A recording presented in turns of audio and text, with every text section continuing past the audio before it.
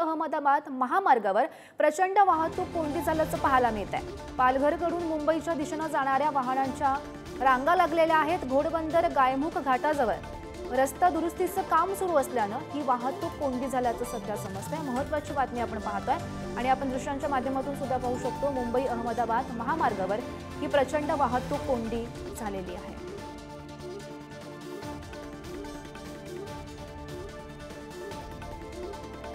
मी सध्या मुंबई अहमदाबाद महामार्गावर उभा आहे आणि या ठिकाणी वाहतूक कोंडी झालेली आहे। आपण पाहू शकता सध्या मी वर्सोवा ब्रिज जवळ आहे। या ठिकाणी 5 ते 8 किलोमीटर पर्यंत वाहनांच्या लांबच्या लांब रांगा लागलेल्या आहेत।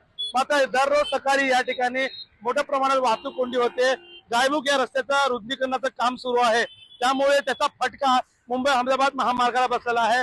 मात्र वाहतूक पोलिसांकडून जे अवजड वाहन आहेत त्यांना बंदी असली तरी या ठिकाणी मोठ्या प्रमाणात या ठिकाणी जे अवजड वाहन आहे या ठिकाणी आपल्याला प्रवास करताना पाहायला मिळत आहे। त्यामुळे या महामार्गावर मोठ्या प्रमाणात वाहतूक कोंडी झालेली आहे। मात्र वाहनधारकाने पर्यायी मार्गाचा वापर करावा असं आवाहन वाहतूक पोलिसांकडून करण्यात आलेलं आहे। विपुल पाटील, पुढारी न्यूज, वसई, वर्सोवा।